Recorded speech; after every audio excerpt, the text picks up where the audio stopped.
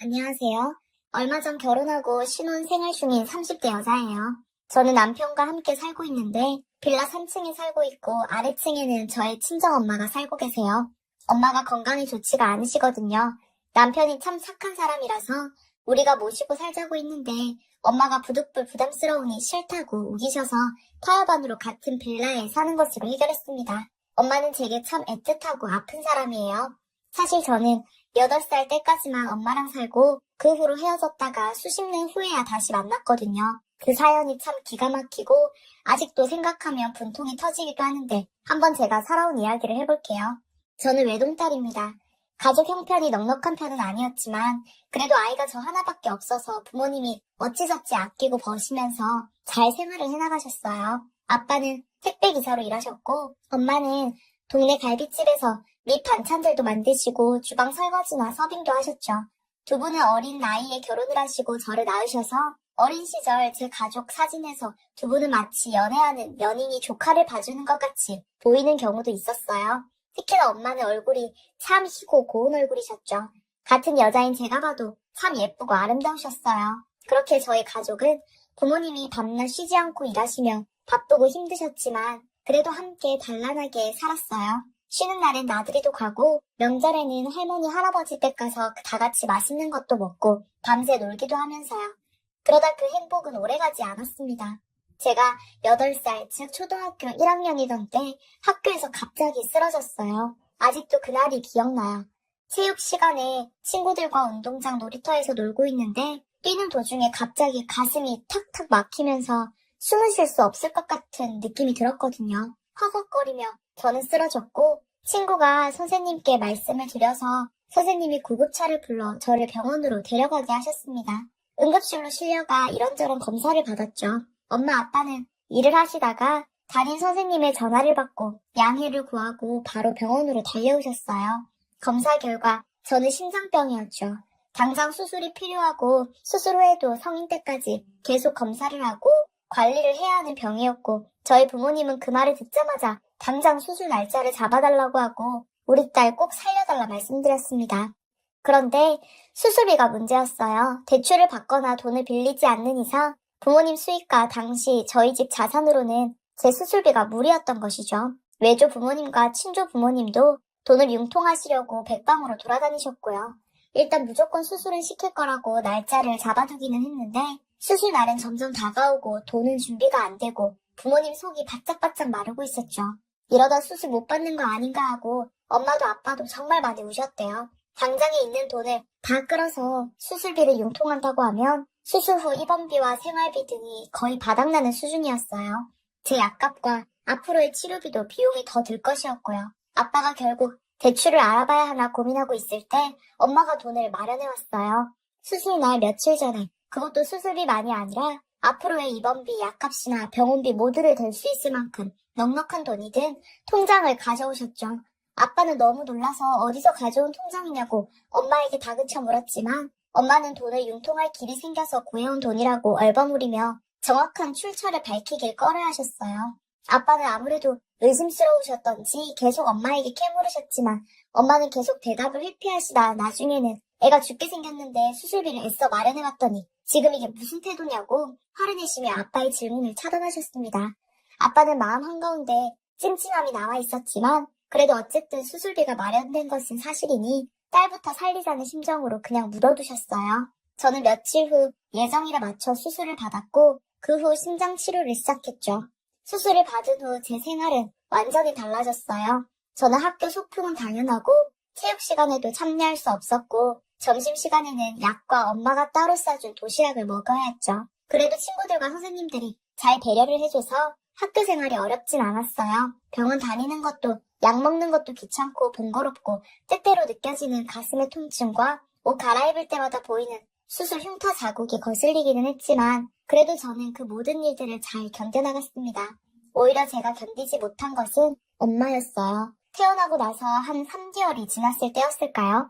겨울이 시작되던 무렵이었어요. 다시 학교에 나가기 시작한 지 좀 되었고 먹어야 하는 많은 약들도 다 차례를 외워갈 때였죠. 엄마는 집에 늦게 들어오는 날이 잦아졌어요. 심지어 아빠보다 늦게 들어오기도 하고 엄마가 집에 들어오는 소리가 들려 시간을 확인해보니 새벽 4시가 넘은 경우도 많았죠. 엄마에게 왜 이렇게 늦게 오냐고 물으면 엄마가 일을 많이 해야 해서 그렇다고만 했어요. 아빠도 엄마가 뭔가 이상하다고 생각하셨어요. 밤에 두 분이 언쟁하시는 소리가 자주 들렸죠. 아빠는 주로 애는 아픈데 애를 장모님한테 맡기고 어딜 그렇게 돌아다녀? 일한다는 핑계 대지 마. 내가 전화도 해봤어. 당신 일 저녁 9시면 마무리라면서. 사장이 애기 엄마 애가 아프다고 일찍 끝내줬다면서 어디 갔었어? 하고 물었어요. 엄마는 그럴 때마다 나도 내 사생활이 있어. 내가 애한테 신경 안 쓰는 것도 아니고 병원도 꼬박꼬박 내가 데려가는데 뭐가 문제야? 하시며 아빠에게 맞서셨어요. 사실 엄마는 고운 외모에다 언제나 온순하고 할 말은 하시지만 늘 조용조용 하셨는데 화내는 엄마 모습은 처음이어서 놀랐던 기억이 나요. 아무튼 전 아빠가 엄마에게 어떤 의심을 하시던 그냥 엄마가 조금이라도 일찍 퇴근해서 저와 더 많은 시간을 보내주시기를 바랄 뿐 그 이상으로 바라는 건 없었어요. 그러다 어느 날이었어요. 학교에 다녀와 보니 웬일로 아빠가 집에 계셨어요. 분명히 일하고 계셔야 할 시간이었는데 말이죠. 아빠 얼굴이 누가 봐도 화가 많이 나신 얼굴로 빨갛게 달아올라 있었어요. 심지어 제가 집에 들어온 것도 모르셨죠. 저는 아빠 얼굴이 무서워 말도 못 걸고 조용히 방으로 들어가려 하는데 안방에서 엄마가 나오셨어요. 엄마는 한 손에 큰 여행 가방을 들고 두꺼운 코트를 입고 계셨죠. 처음 보는 코트였는데 어린 제가 보기에도 비싸 보이는 코트였어요. 우리 집 형편으로는 절대 살 수 없는 그런 코트야. 엄마가 부잣집 아가씨처럼 보이기까지 했어요. 저는 그런 엄마가 낯설어서 말도 못 걸고 그냥 서 있는데 엄마가 나오다가 저와 눈이 마주쳤고 제게 다가왔습니다. 엄마는 저를 꼭 안아주시면서 제 귓가에 속삭이셨어요. 이제 엄마 없이 아빠랑 둘이서 살아야 해. 병원은 친할머니랑 같이 가면 되고 약 먹는 거 절대 잊어버리면 안 돼. 학교에서도 막 뛰어놀면 안 되고 지금처럼 잘하면 돼. 지금까지 우리 딸 너무 잘했으니까 지금처럼 하면 돼. 우리 딸 잘할 수 있지? 우리 딸 믿어? 하시는데 울음이 섞인 목소리였습니다. 저는 아빠와 둘이 살아야 한다는 말에 너무 충격을 받아서 엄마를 안고 왜 엄마? 엄마 어디가? 왜 나랑 같이 안 살아? 나 엄마랑 살 거야 하고 울기 시작했어요. 저 엄마를 보시던 아빠는 저를 엄마에게서 강제로 떼어놓으시며 엄마에게 소리 지르셨죠. 아빠 역시 목소리에 울음이 담겨 있었고요. 그래 그렇게 좋으면 가. 자기가 낳은 핏덩이 버리고 그렇게 돈 많은 놈이 좋으면 가라고. 애는 내가 키울 거야. 다시는 죽을 때까지 애 얼굴 볼 생각도 하지 마. 절대 안 보여줄 거니까. 아빠가 소리 지르는 걸 들으면 저는 진짜 내가 엄마랑 못 살게 되는 거구나 라는 생각에 눈물만 났습니다. 엄마는 애써 울음을 참으면서 애 달래줘. 계속 울면 심장에 물이 될 거야. 라고 하시면서 현관문을 열고 나가셨습니다. 그리고 뒤도 한번 돌아보지 않으시고 그대로 떠나버리셨고 저는 그런 엄마를 울면서 뒤쫓아가려고 했지만 아빠가 저를 꽉 붙잡고 놔주시지 않으셨어요. 저는 아빠 품에 안겨서 그저 울기만 했고 왜 엄마랑 못 살아? 하고 물었습니다. 아빠는 당시 많이 화가 나셨던 모양이었어요. 제게 엄마가 떠난 이유를 솔직하게 가감없이 다 이야기해 주셨거든요. 엄마는 이제 아빠 말고 다른 아저씨가 좋대. 그래서 떠났어. 엄마는 이제 그 아저씨랑 살 거야. 하고 분노가 가득 담긴 목소리로 말씀하셨죠. 전 엄마를 이해할 수 없었어요. 엄마는 분명 아빠와 사이도 아주 좋았거든요. 딸의 투병과 좋지 않은 형편 속에서도 두 분은 늘 서로를 사랑하셨어요. 그래서 아빠가 그렇게 화가 많이 나셨던 건지도 모르겠어요.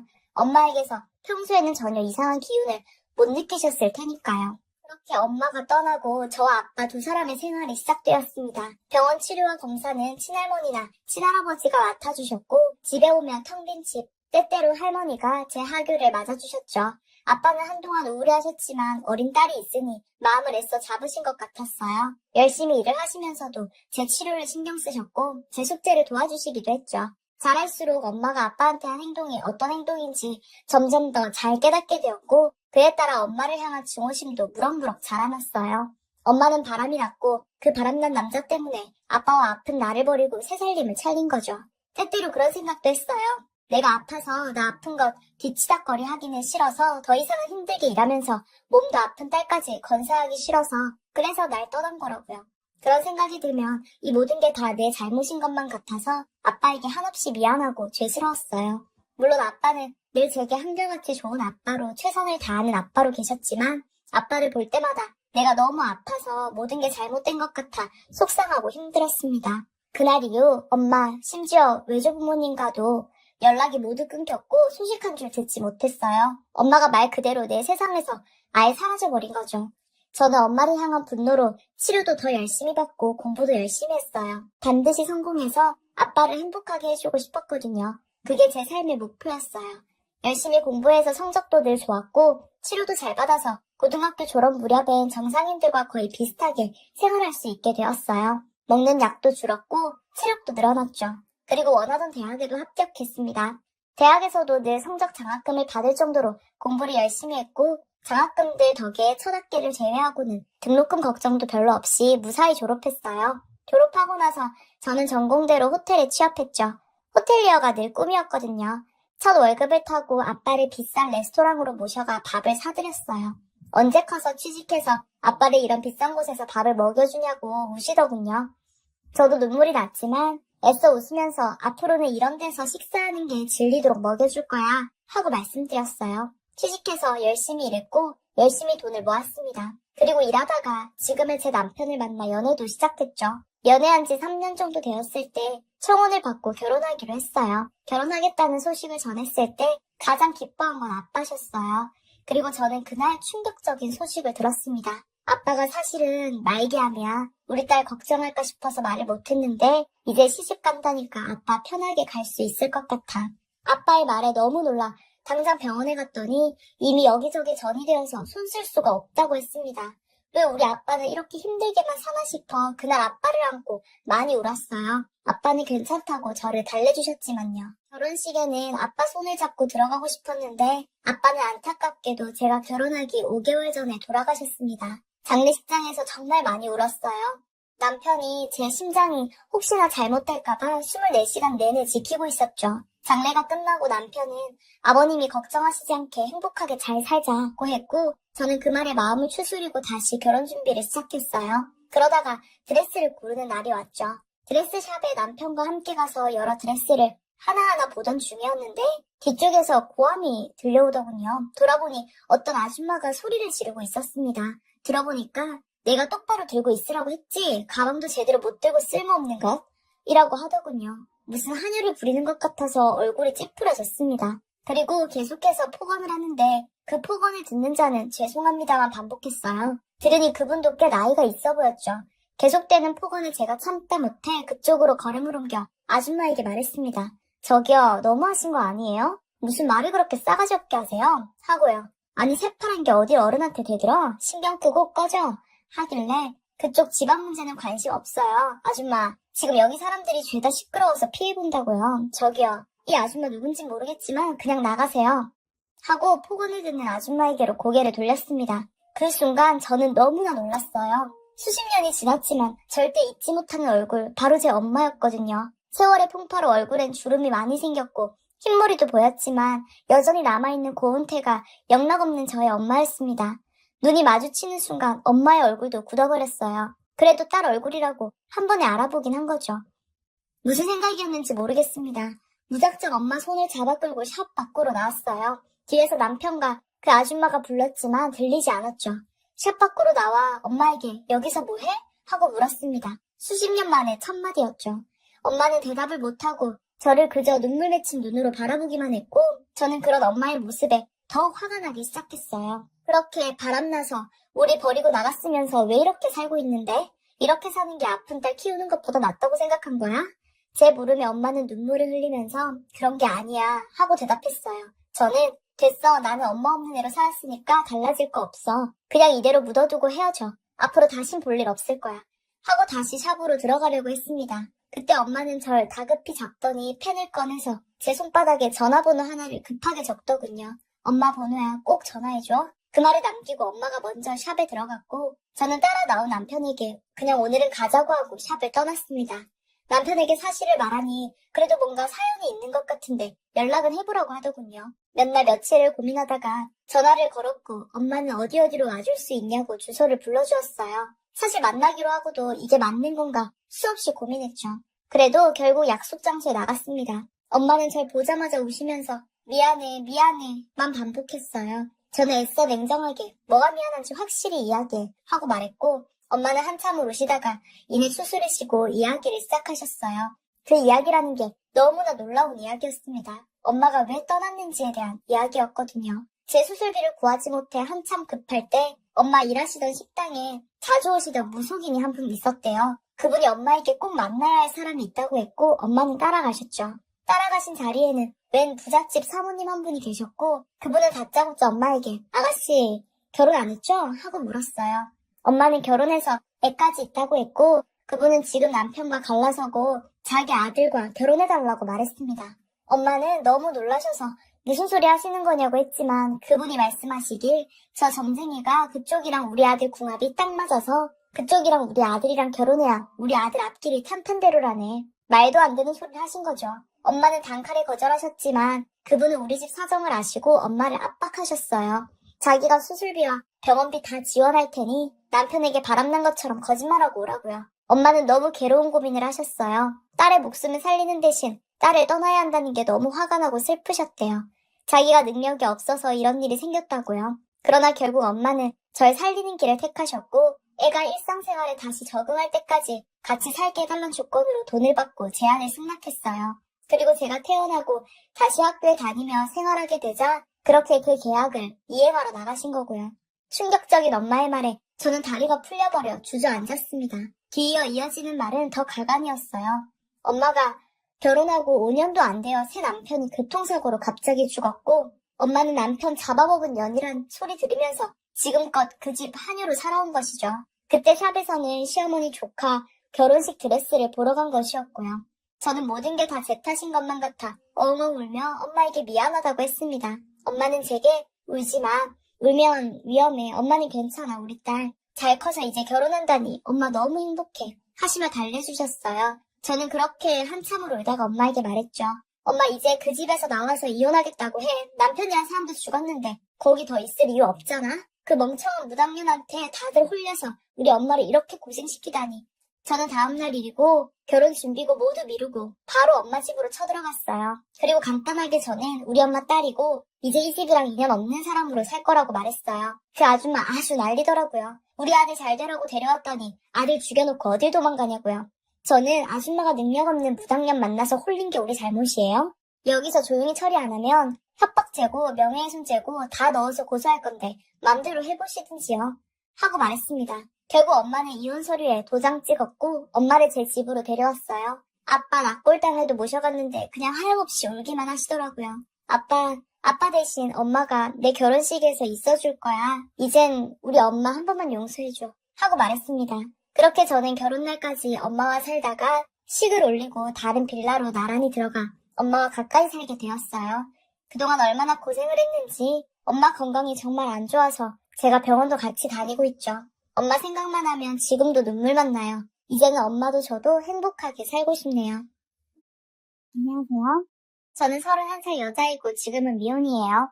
남동생이 있는데 걔는 누나인 저보다 여자를 더 찾아서 지금 결혼 계획을 세우고 있어요.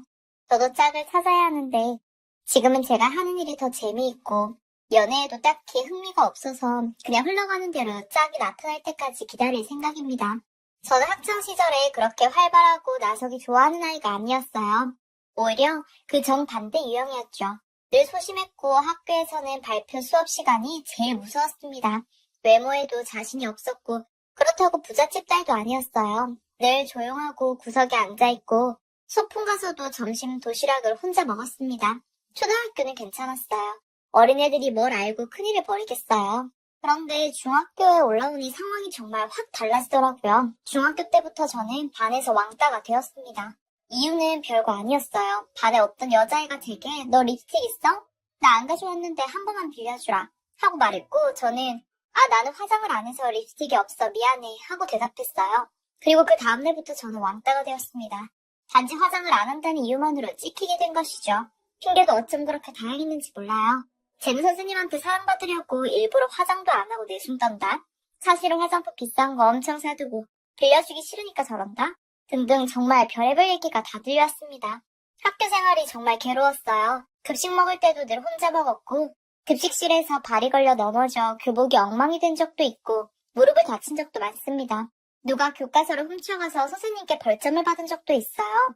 저를 괴롭히는 그 무리가 누군지 저는 너무 잘 알고 있었어요. 지금도 한 명 한 명 이름과 얼굴을 다 기억합니다. 차라리 대놓고 때리고 욕을 하지 그런 생각도 했어요. 그럼 증거라도 남길 수 있으니까요. 그런데 뒤에서 그러니 어찌할 도리가 없었죠.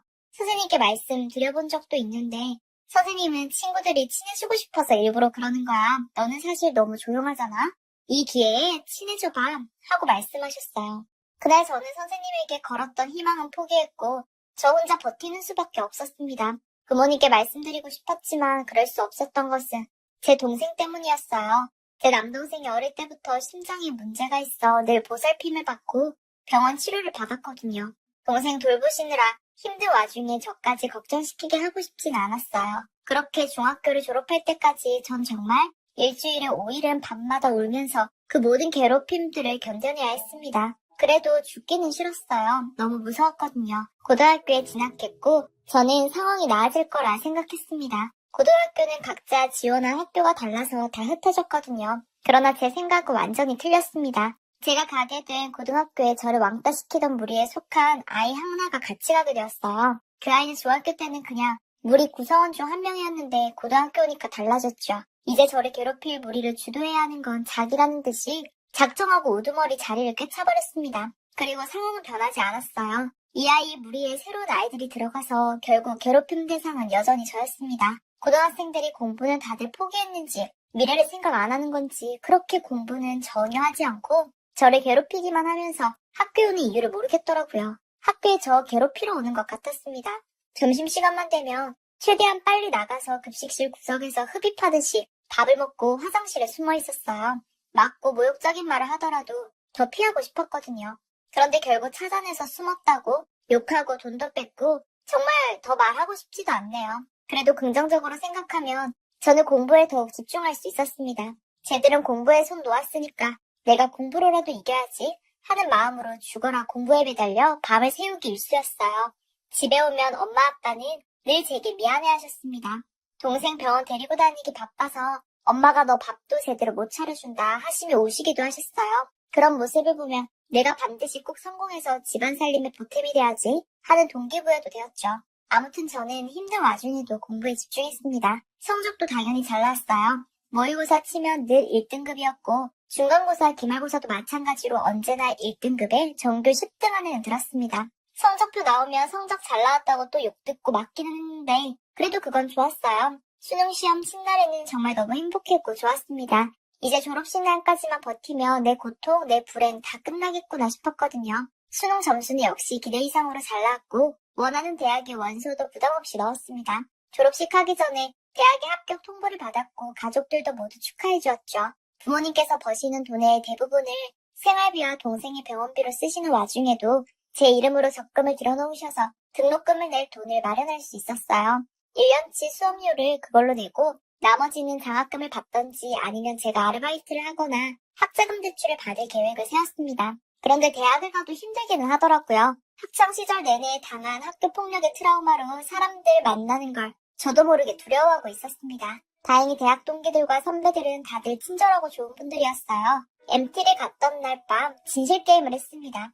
제게 던져진 질문은 너는 왜 그렇게 말수가 없냐 였어요. 저는 한참을 망설인 끝에 저의 학창시절 이야기를 모두 해주었고 제 이야기를 들은 모든 동기들과 선배들은 저를 위로해주면서 이젠 다 잊고 다 같이 사이좋게 지내자고 저를 응원해주었어요. 그날 동기들이 안아주는데 참 많이 울었네요. 대학에서는 학창시절의 고통들을 다 보상받는 기분이었습니다. 저는 하루하루 생활을 할수록 밝아졌고 졸업 때는 동기들과 사진도 같이 찍고 졸업식 끝나고 술자리도 가지고 노래방도 가고 하면서 정말 많이 나아졌어요.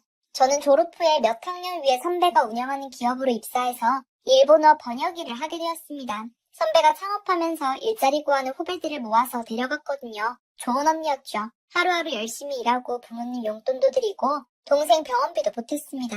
동생도 많이 나아져서 사이버 대학에서 강의를 듣고 취업을 준비하고 있었죠. 모든 게 평화로웠습니다. 그러다 어느 날 제게 카톡이 왔어요. 카톡 내용은 이러했습니다. 안녕, 나 기억나? 오랜만이야. 잘 지내고 있어? 다름이 아니라 내가 너한테 학교 다닐 때 심술 부렸던 거 사과하고 싶어서 물어물어 연락처 알아내서 문자했어. 너한테 너무 미안해. 그리고 사실 내가 곧 결혼을 하거든. 그래서 와서 밥이나 먹고 가라고. 손이 덜덜 떨렸어요. 문자를 보낸 사람은 학창시절 저를 괴롭히는 무리의 대장이었던 바로 그 여자애였거든요. 잊고 지냈던 트라우마가 다시 되살아나는 것 같았습니다. 내 연락처를 알려준 사람이 누군지 찾는 건 어렵지 않았어요. 저는 연락하고 지내는 고교 동창이 적었거든요. 얼마 안 지나서 찾아냈죠? 그 친구는 미안해. 근데 자꾸 알려달라고 하길래 아니 근데 너무 속 보이긴 해. 너 소식 들었니? 걔 인터넷 쇼핑몰 창업해서 요즘 뭐 인터넷 스타로 나간대잖아. 근데 내가 봤을 때 막 연예인 과거 폭로 이런 것처럼 자기 과거 구린 거 터질까봐 이미 약치는 것 같은데? 근데 너 결혼식 갈 거야? 어이가 없었어요. 속으로 왜 나를 괴롭힌 못된 애들이 잘 나갈까? 생각도 들었고요. 저는 한참을 망설이고 생각했어요. 머리가 다 아플 지경으로요. 회사에서도 얼굴이 눈에 띄게 죽상이었던 건지 같이 일하는 대학 동기가 무슨 일 있냐고 물어보더라고요. MT 때 제 이야기를 모두들 알고 있던 친구였죠. 저는 제 이야기를 해주었고 그 친구는 펄펄 뛰면서 그런 나쁜 애가 다 있냐고 했습니다. 그리고 제게 안 되겠어. 그런 애는 잘 살게 하면 안 돼. 분명히 신랑도 속는 걸 텐데 사랑 하나 구제해줘야지 하고 말했죠. 친구는 자기한테 맡기라면서 결혼식 날짜를 제게 받아내서는 그날 데리러 가겠다고 했습니다.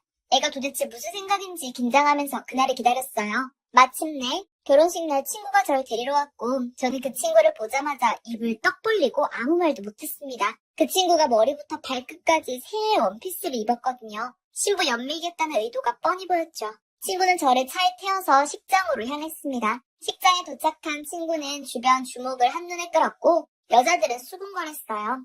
그러나 단단하게 제 손 붙잡고 신부 대기실로 향했죠. 대기실에 앉아있던 신부는 제가 기억하는 그 악마의 얼굴 그대로였습니다. 다만 화장은 좀 진했지만요.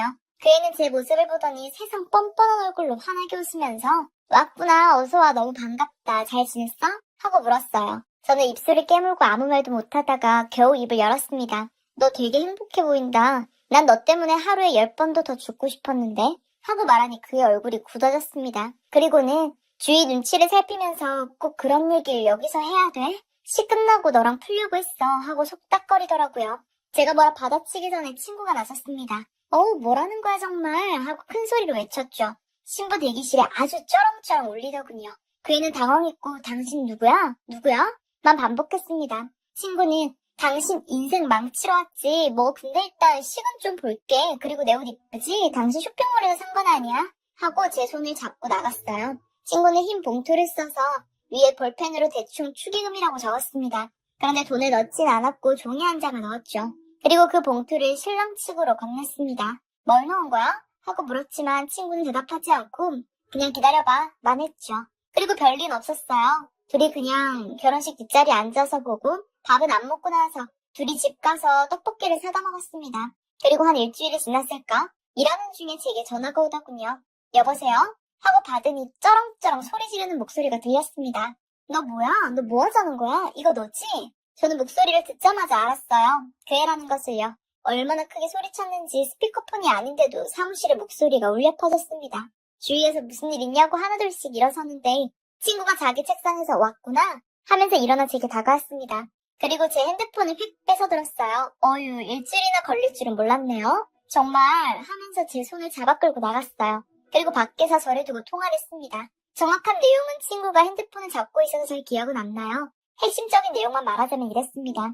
친구는 결혼식 전에 그 애의 뒷조사를 했다고 해요. 분명히 그런 애가 나쁜 짓을 안 했을 리가 없다고 판단했던 거죠. 친구의 사촌 오빠가 경찰이었어서 힘을 좀 빌렸다고 합니다. 뭐 범죄 저지르거나 이런 건 없었지만 그 애가 대학교 때 고소당했던 기록을 찾아냈다고 하더군요. 바로 남자친구 폭행이었죠. 그 남자친구를 직접 찾아가기까지 했고 증언도 모두 받아냈다고 해요. 남자는 결혼을 원했지만 그 애는 싫다고 해서 그렇게 했다고요. 그리고 친구는 그 기록이 담긴 모든 서류들을 봉투에 넣어서 신랑 측 축의금으로 준 것이죠. 축의금을 개봉하던 중 그 서류들이 시부모님 손에 들어갔고 시부모님들과 신랑은 경악하며 사기 결혼이라고 날뛴 것이죠. 명예훼손으로 고소한다 어쩐다 하길래 저와 친구는 그 애를 만나러 갈 수밖에 없었습니다. 카페에서 만난 그 애는 일주일 전 모습과는 다르게 거의 반 페인의 모습이었어요. 듣기로는 혼인신고도 안 하고 식부터 올려서 이혼 절차도 복잡하지 않다고 하더라고요. 남편이 이미 신혼집을 내놓고 본가로 돌아갔다고 합니다. 학교 다닐 때 일로 내 뒷조사까지 하면서 이딴 어설픈 복수를 해? 하고 악을 쓰더군요. 사람 인생은 그딴 식으로 뭉개놓고 그렇게 넘어가려고 하냐? 친구가 다다다다 말하는데 저는 멍하니 보기만 했습니다. 명예훼손으로 고소해봐. 우리도 네 고객들한테 그 증거들 싹 다 보낼 테니까 결혼만 파토낼 장사까지 파토내지 말고.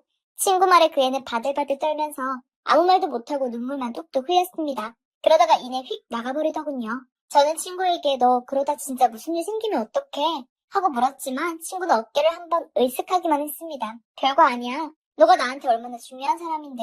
친구의 말에서 뭔가 알게 모르게 뼈가 묶여졌어요. 그날이 지나고 아무 일도 없었습니다. 그냥 다시 예전으로 돌아갔어요. 저랑 친구는 직장에서 일하고 혹시나 해서 검색해봤는데 그냥 쇼핑몰은 그냥 평소대로 돌아가더라고요. 그리고 몇 달 정도가 지난 토요일이었습니다. 집에서 가족들과 다 같이 쉬고 있었죠.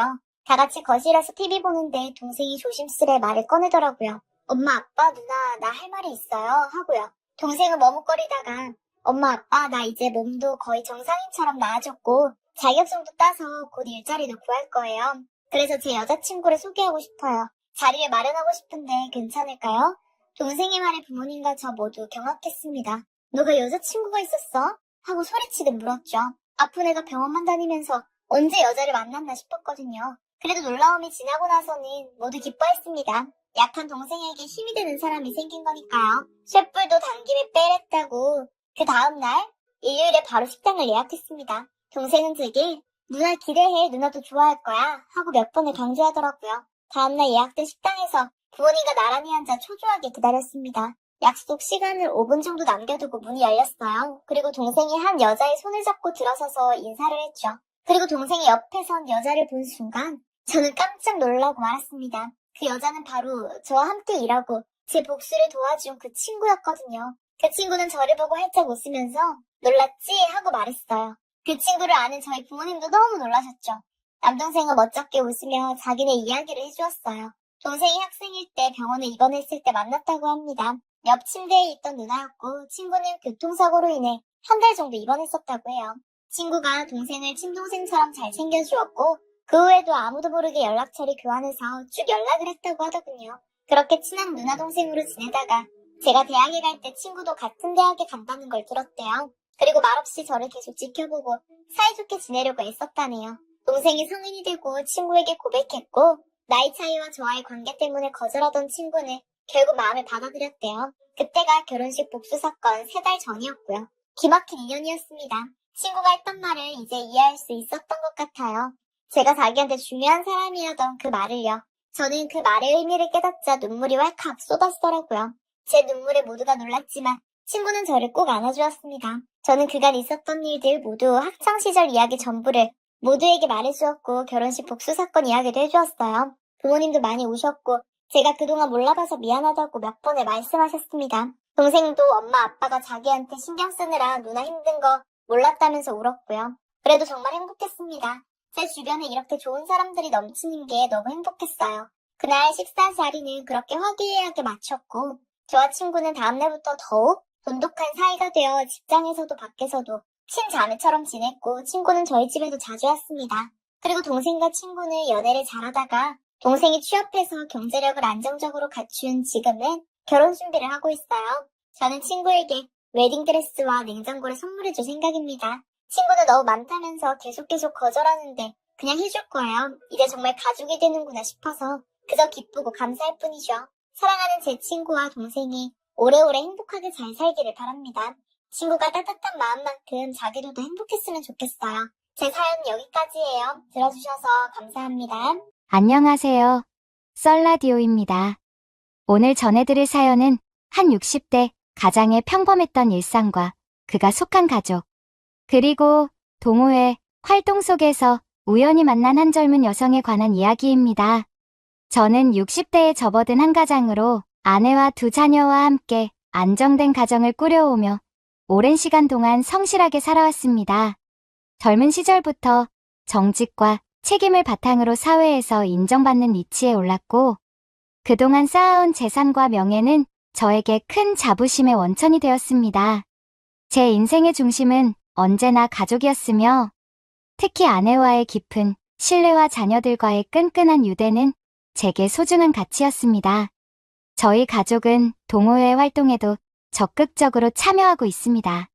주로 50대 이상의 회원들이 모여 등산이나 문화행사, 소규모 모임을 통해 인생의 지혜를 나누곤 하는데 이러한 만남은 오랜 경험과 인생의 무게를 함께 나누는 소중한 시간이었습니다.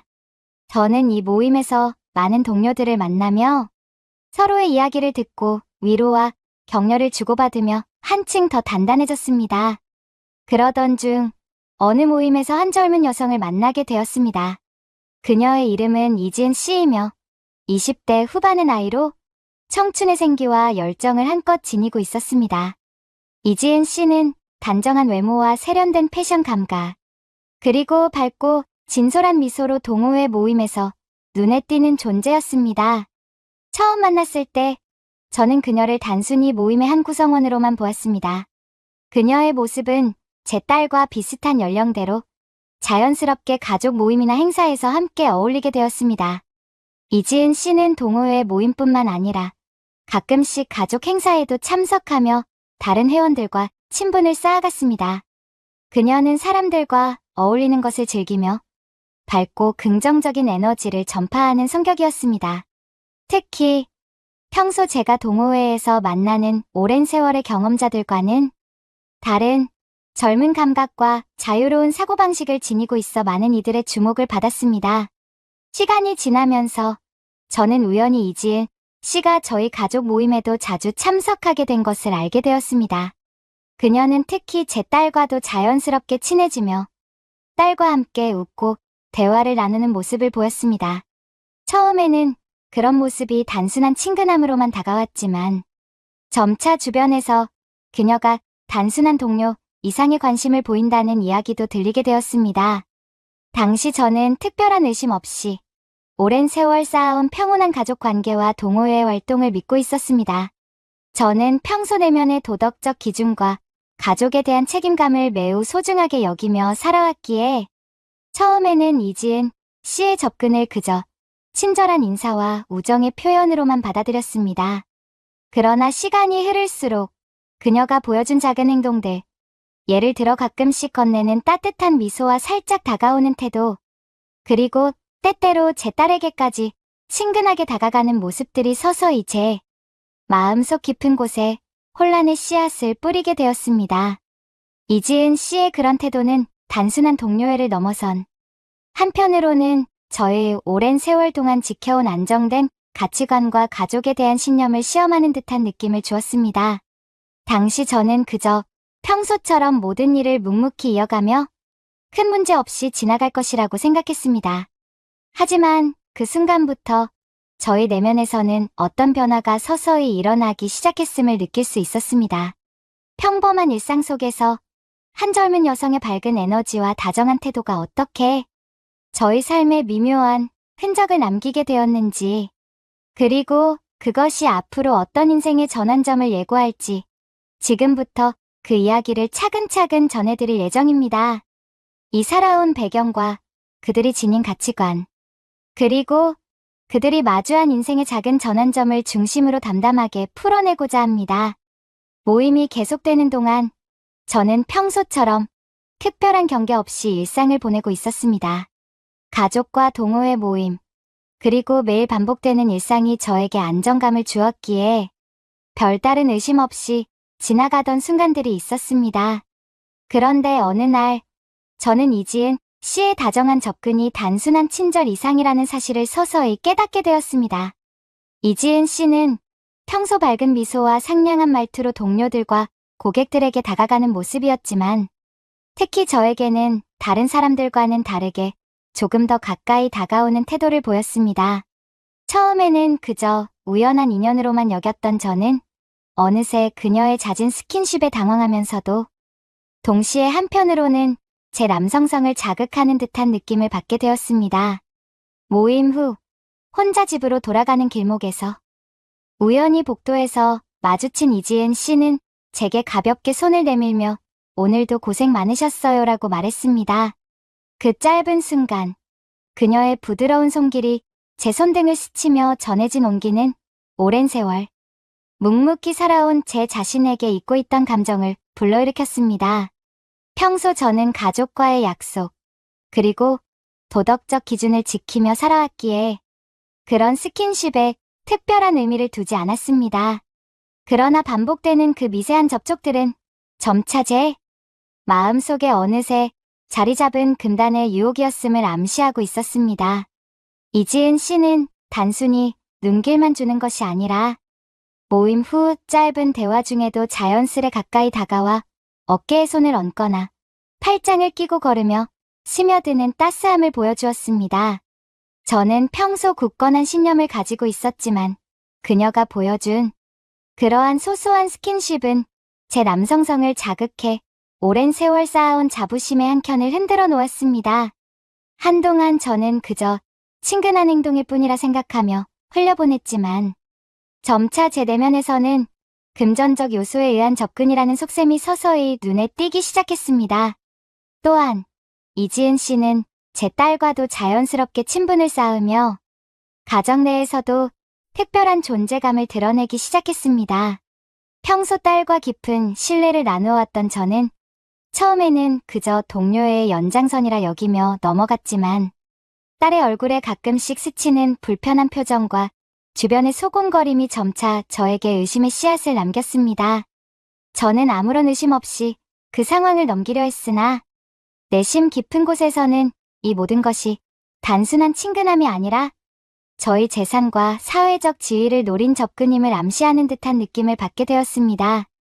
이지은 씨는 마치 꽃뱀처럼 은밀하고도 치밀하게 접근하며 스킨십을 통해 저의 남성성을 자극하였습니다.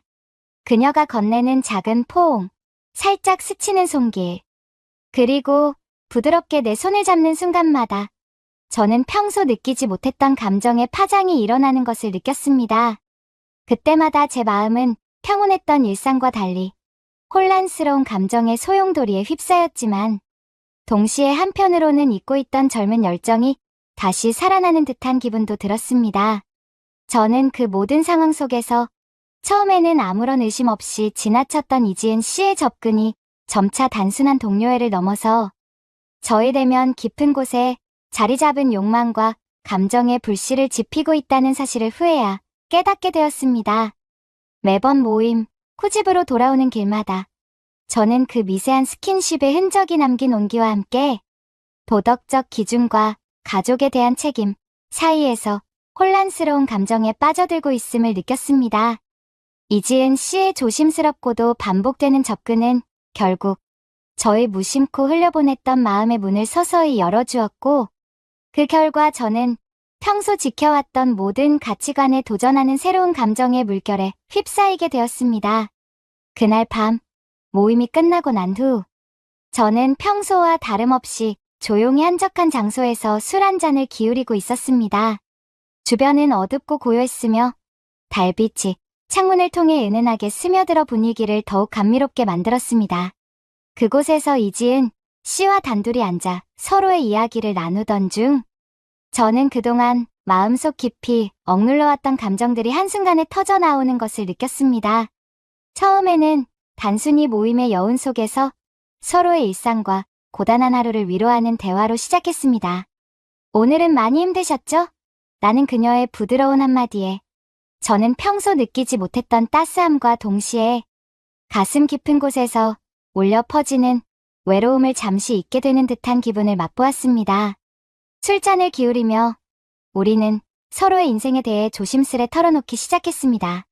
그녀는 자신이 겪었던 소소한 아픔과 때로는 감추어야만 했던 슬픔을 조용히 이야기하며 제게 진심 어린 위로와 공감을 전해주었습니다.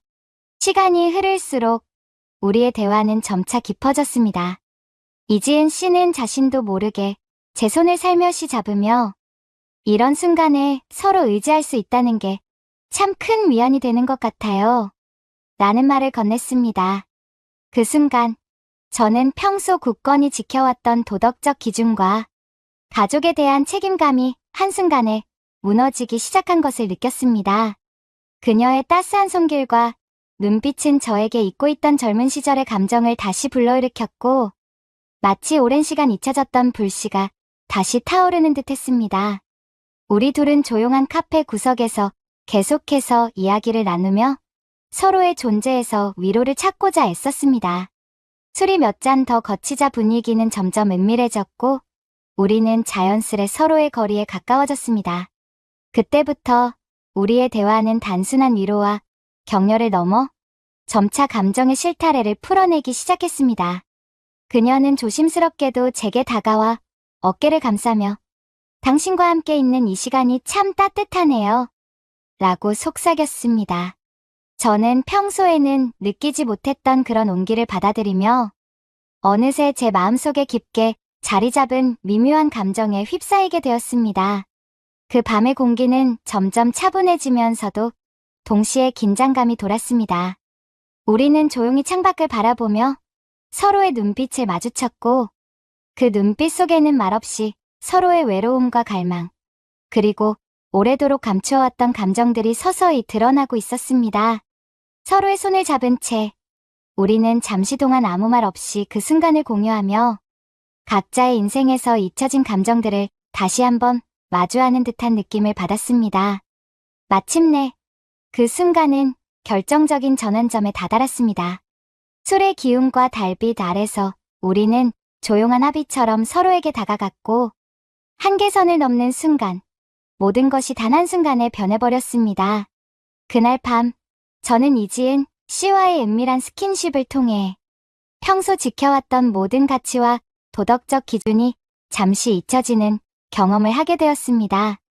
오랜 세월 동안 단단하게 지켜왔던 제 정체성이 그녀와의 접촉 속에서 점차 흔들리며 잊혀졌던 젊은 시절의 열정과 감정이 다시금 피어올랐습니다.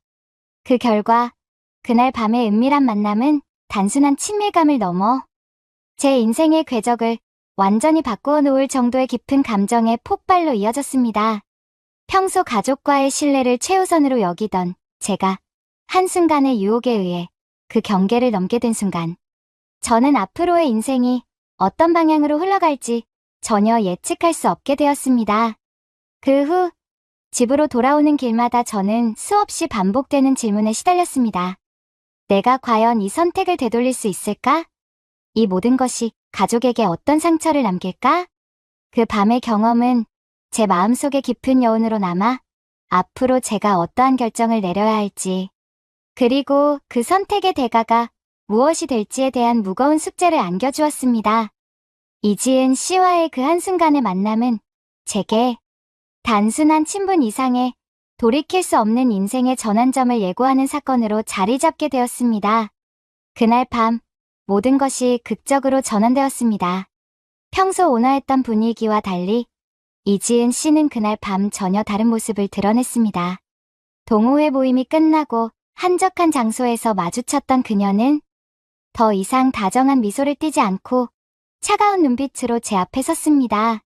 그 눈빛에는 단순한 관심이 아닌 분명 아기를 품은 결연한 의지가 느껴졌습니다. 이제부터는 우리 사이에 숨길 수 없는 진실을 밝혀야 할 때입니다. 그녀의 목소리는 차갑고 단호했으며 이전의 다정한 태도와는 완전히 달랐습니다. 그 순간 저는 제 마음 한켠에 있던 모든 의심과 경계가 한꺼번에 밀려오는 것을 느꼈습니다. 그녀는 천천히 그러나 명확하게 입을 열었습니다. 당신이 가진 모든 것을, 특히 당신의 재산을 제게 내놓지 않는다면 이 비밀은 세상에 드러나게 될 겁니다. 그 말과 함께 그녀는 눈을 부릅뜨고 제게 다가왔으며 그 손끝에서 느껴지는 냉혹한 기운은 제게 돌이킬 수 없는 위기를 암시했습니다. 그녀는 이어서 한마디 덧붙였습니다. 정확히 3억 원을 지금 바로 제 계좌로 송금해 주십시오. 온라인 뱅킹을 통해서 즉시 이체하시면 됩니다.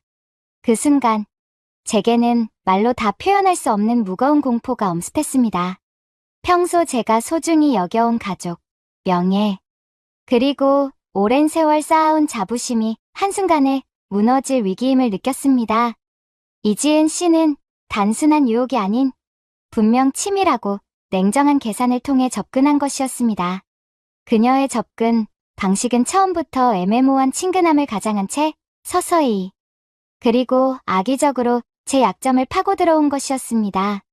그녀는 제 딸에게까지 친근감을 보이며 가족 전체를 교묘히 자신에게 끌어들이려는 듯 보였습니다.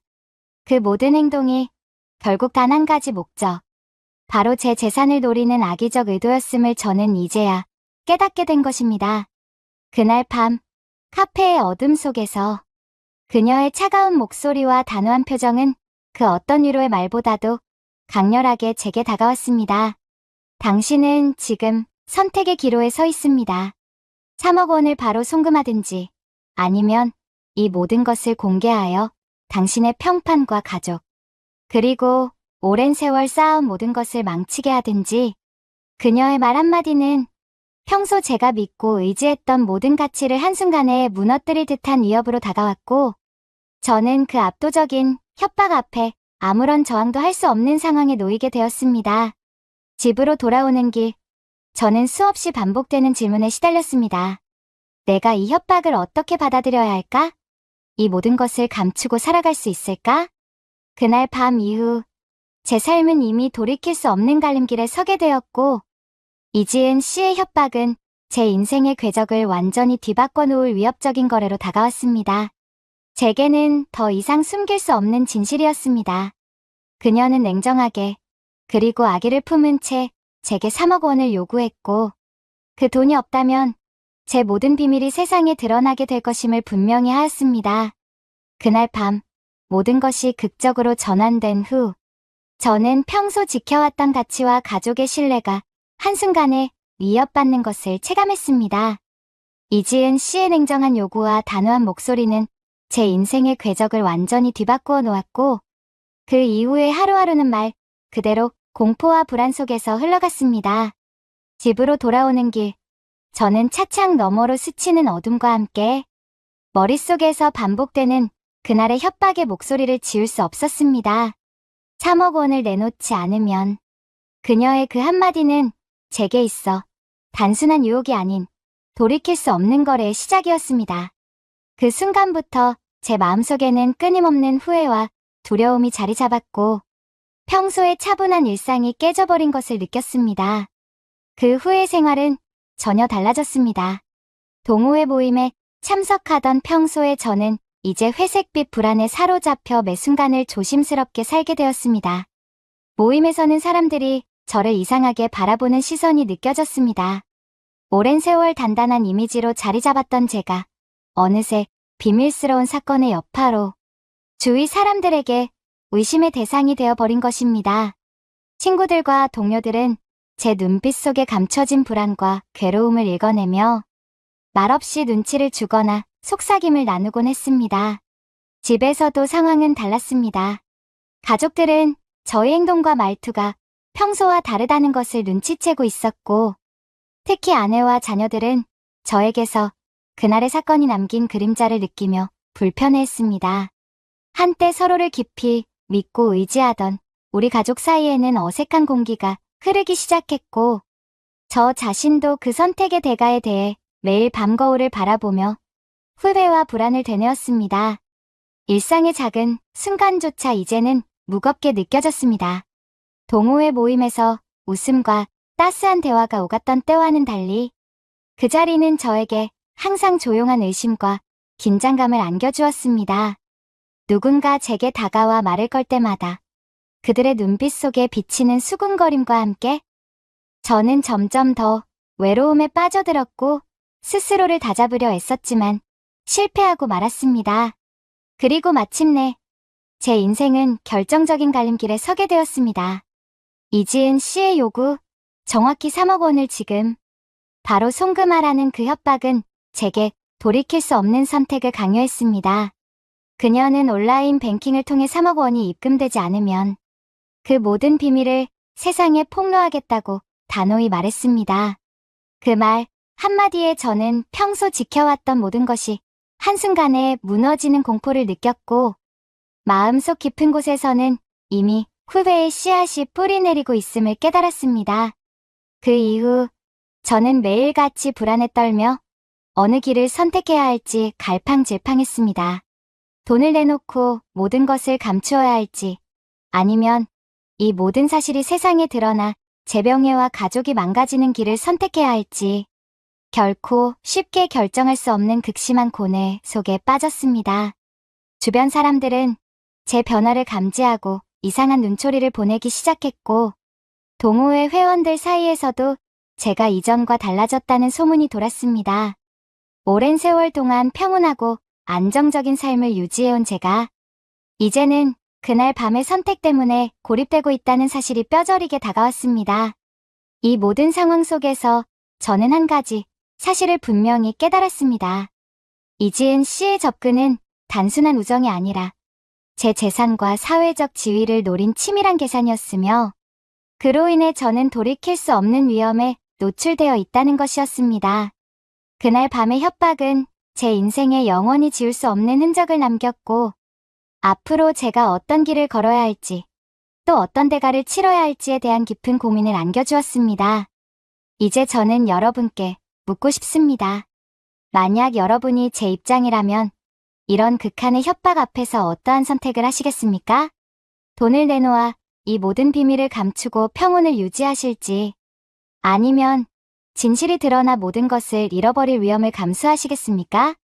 여러분의 소중한 의견과 조언을 댓글로 남겨주시길 부탁드립니다. 영상이 마음에 드셨다면 좋아요와 구독, 알림 설정도 잊지 마세요. 여러분의 한마디가 저에게 큰 힘이 됩니다. 감사합니다.